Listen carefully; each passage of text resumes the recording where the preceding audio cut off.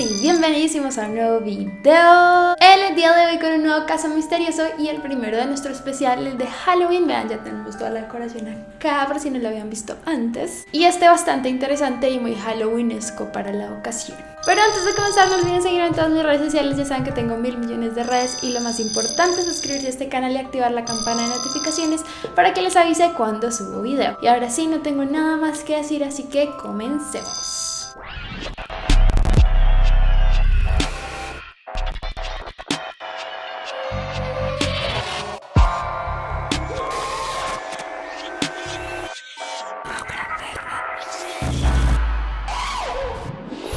El misterioso caso de Jeffrey Dahmer.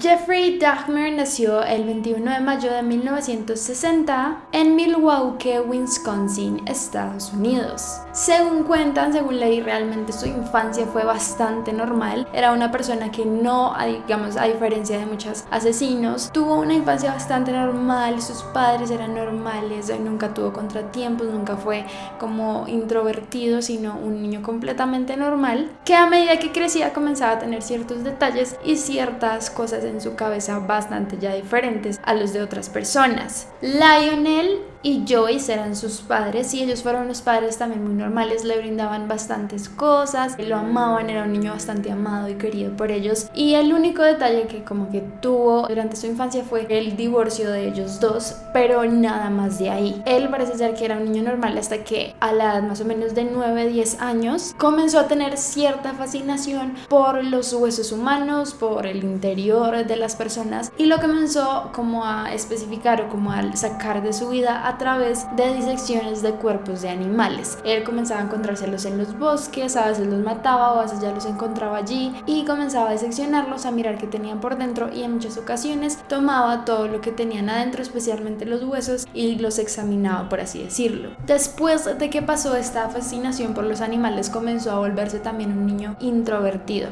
o sea, esa parte como divertida y feliz que tenía antes comenzó a desaparecer, se comenzó a volver mucho más tímido, mucho más secreto y a evitar por completo interacción con otros niños. Fue allí cuando ocurrió el hecho del divorcio de sus padres, porque comenzaron a discutir como muy seguido y pues ya la relación no funcionaba, y parece que esto lo afectó, pero no a una escala bastante grande. Realmente fue un hecho que para él no marcó algo tan significativo como la disección de animales. Obviamente hay muchas personas que no se preocupaban, de pronto los papás conocían este lado de él y no decían nada porque simplemente pensaban que era una etapa, que podía llegar a ser cirujano, que es algo que pasa mucho en algunos médicos, tienen como esta atracción por diseccionar y ver el cuerpo de una u otra manera. Hay algunas entrevistas que le hicieron después de todo esto donde él narra algunos hechos de su vida y especialmente con los animales, y hay uno que lo marcó bastante y dice que fue un perro que él encontró y diseccionó y él mismo armó el esqueleto, y según la entrevista él dice lo siguiente: fue un perro grande que encontré en la carretera.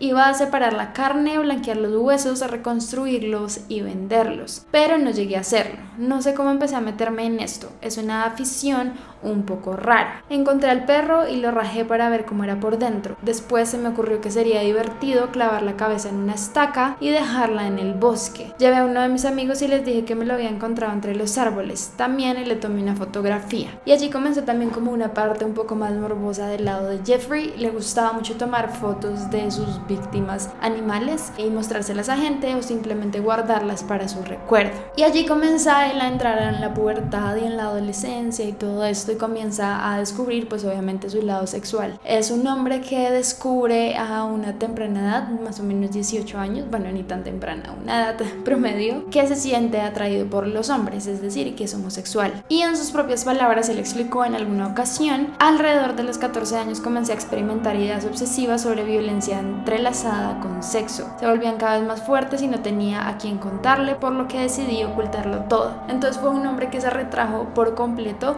al no contarle absolutamente a nadie que era homosexual. Por otro lado, comenzó a retraer también mucho en su cabeza las ideas que tenía sobre la parte sexual y como estos nuevos pensamientos extraños y malos que estaban llegando a su mente, trató de controlarlos por completo para que nadie se diera cuenta de eso. Obviamente en el lugar donde él vivía también era bastante como casi ilegal ser gay, era un tabú por completo, la gente odiaba a las personas homosexuales, entonces salir del closet también era muy difícil y esto le ayudó a instaurar a más y más pensamientos sexuales extraños en su cabeza, como no sé, 1000 cosas depravadas que ustedes se puedan imaginar. Es así como todas estas historias y todas estas ideas que se comienza a crear y a negar en su cabeza lo comienzan a llevar por el camino del alcohol y las drogas. Se comienza a volver un hombre mega dependiente del alcohol, especialmente como emborracharse todo el día, todo el tiempo para olvidar esas ideas que tiene en la cabeza. Y es por estas razones que obviamente lo expulsan de la universidad y su padre lo obliga a ingresar al ejército para pues saber qué pasa. Además, no solo como la adicción al alcohol y las drogas que tenía, sino también él en la universidad hacía unas imitaciones bastante burlescas, por así decirlo, y feas sobre personas con problemas mentales o personas con retrasos o enfermedades de parálisis. Entonces los imitaba de una manera muy burlona, a la gente le daba risa, pero eso obviamente molestaba a muchísimas personas y fue otra de las razones por las que fue expulsado de su universidad.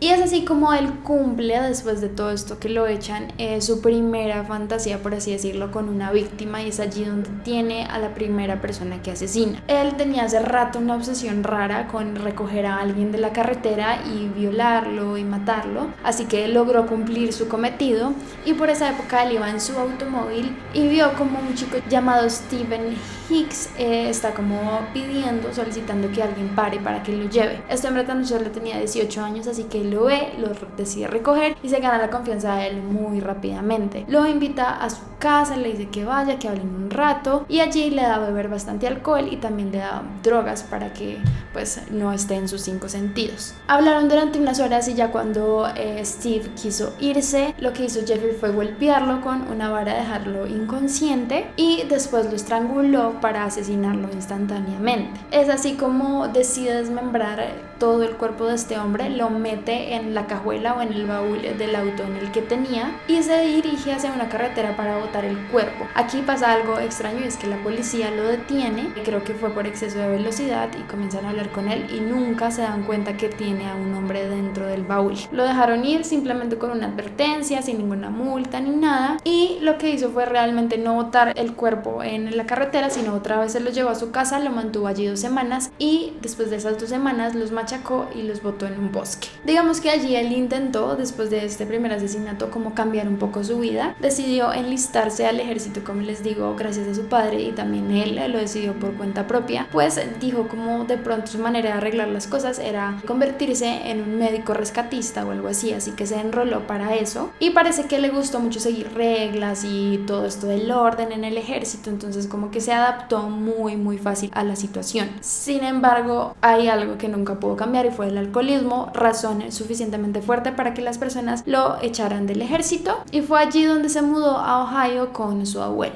Por esta época comenzó otra vez con los pensamientos extraños sexuales y tuvo uno también muy recurrente, como de tener a hombres sumisos y que se dejaran hacer todo lo que él quisiera en el ámbito sexual. Entonces, como no encontró como gente así de ese tipo en su lugar, lo que hizo fue comprarse un maniquí y decía que sostenía relaciones con él, se masturbaba con él, bueno, muchas cosas no muy agradables, hasta que su abuela lo encontró en esa situación y lo echó para siempre de su casa. Es así como comenzó a frecuentar a bares gays, y este hombre lo que hizo al comenzar fue crear su propio modus operandi, donde les daba como somníferos o algunas drogas en los tragos en los clubes gays a los hombres, se los llevaba a la casa y sostenía relaciones sexuales. Nunca tuvo como un contratiempo hasta que ya realmente uno casi le da una sobredosis por lo que dio, pero el resto era como mantenerlos sumisos y drogados durante todo el tiempo de la relación. Y es allí donde llega la segunda víctima de este hombre, quien fue un hombre también llamado Steve, de 25 años, quien se encontró en un bar llamado el Bar 219. Aplicó otra vez su modus operandi de las drogas, de los somníferos, se lo llevó a su habitación, tuvo relaciones con él y al otro día que se levantaron lo encontró muerto en su cama. Él dice que no se acuerda nada de esa noche, parece ser por la droga, pero la evidencia de que había muerto probablemente en sus manos, porque tenía muchos golpes, tenía sangre, parece que tenía marcas en el cuello, que era como evidencia total de que este hombre había sido asesinado por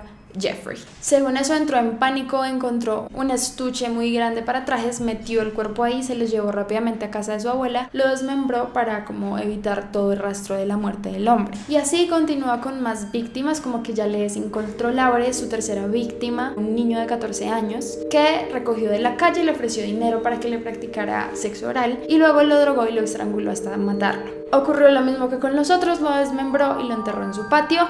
Luego hubo una cuarta víctima llamada Richard Guerrero, quien hizo lo mismo, le puso somníferos, lo violó, lo drogó y pues finalmente lo asesinó y lo desmembró. Durante toda esta época hubo un primer arresto hacia Jeffrey y esto ocurrió porque él alquiló ya un nuevo apartamento después de que su abuela lo echó de su casa, y en una de esas ocasiones invitó a un niño de tan solo 13 años a su casa a tener relaciones con él. Él lo intentó violar, el niño logró escapar y fue y lo denunció a la policía. Él fue arrestado en esta ocasión por este delito menor, pero nadie obviamente sabía de sus asesinatos, así que lo liberaron al poco tiempo. Allí entra una quinta víctima que ocurrió muy poco tiempo después de que cumpliera su servicio comunitario, y era un hombre afroamericano de 28 años con el cual hizo ya algo diferente: momificó su cabeza y sus genitales y los guardaba en el locker donde trabajaba. Así continuó muchos más asesinatos, cada vez más extraños, más depravados, con personas, hombres de todas las razas y colores, y terminó asesinando a unas 13 personas más. Incluso comenzó a aplicar algo muy horrible, y era taladrar la cabeza de las personas y aplicarles ácido en el cerebro para matarlos más rápidamente.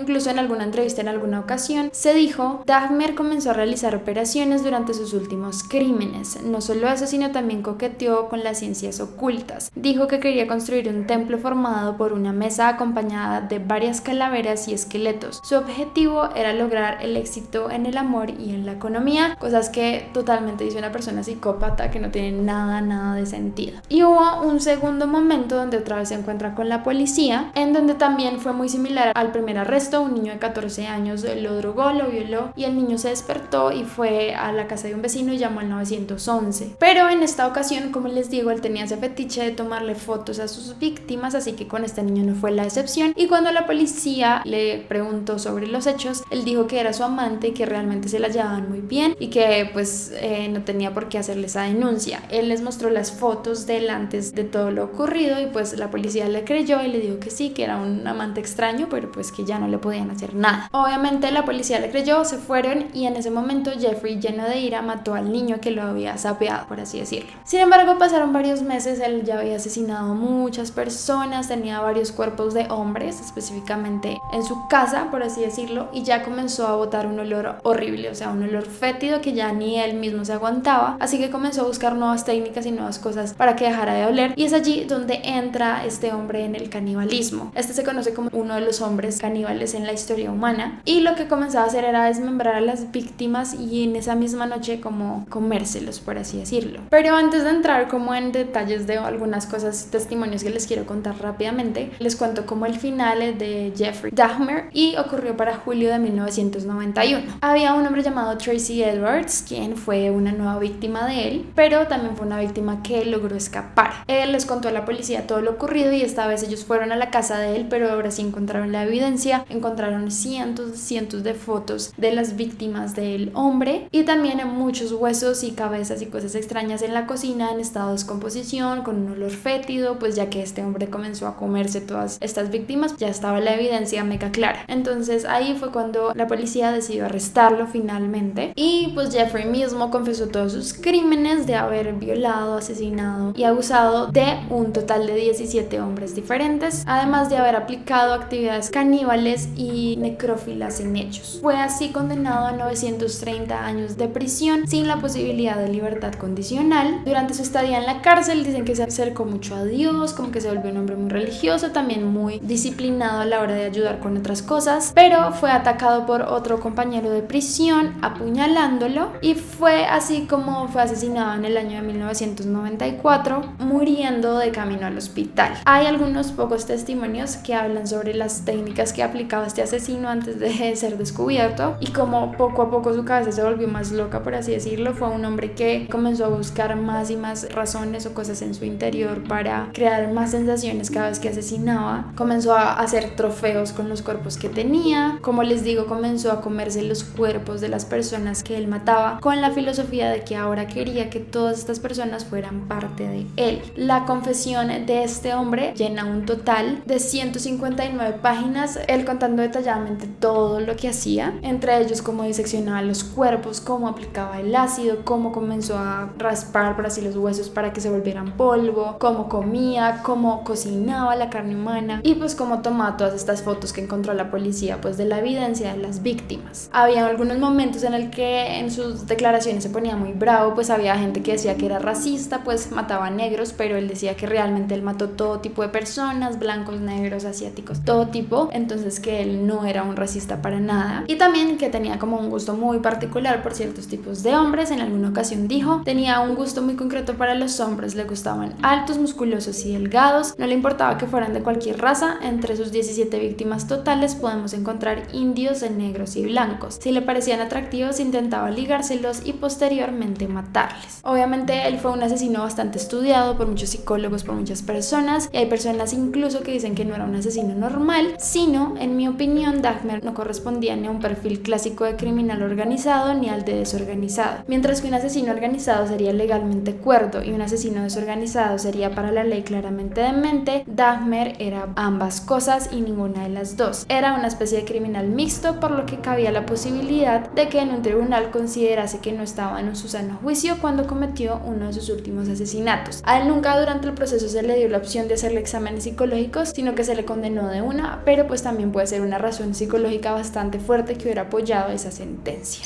Pero bueno, hasta acá el caso de Jeffrey Dahmer, un poco extenso pero bastante interesante en mi opinión. Me gustó mucho investigarlo, como que habían muchas cosas que tenía este hombre aquí y allá, así que si les gustó mucho este video, ya saben, como siempre, no olviden dejar me gusta, los deditos arriba, no olviden comentarme, dejarme sugerencias de qué otros videos quisieran que hiciera, qué otros casos muy similares conocen que les gustaría que hiciera. No olviden seguirme en todas mis redes sociales, saben que tengo 1000 millones de redes, y lo más importante es suscribirse a este canal y activar la campana de notificaciones para que les avise cuando subo video. Y ya esto es todo, muchas gracias por verme, no olviden seguir sus sueños y nos vemos en el próximo.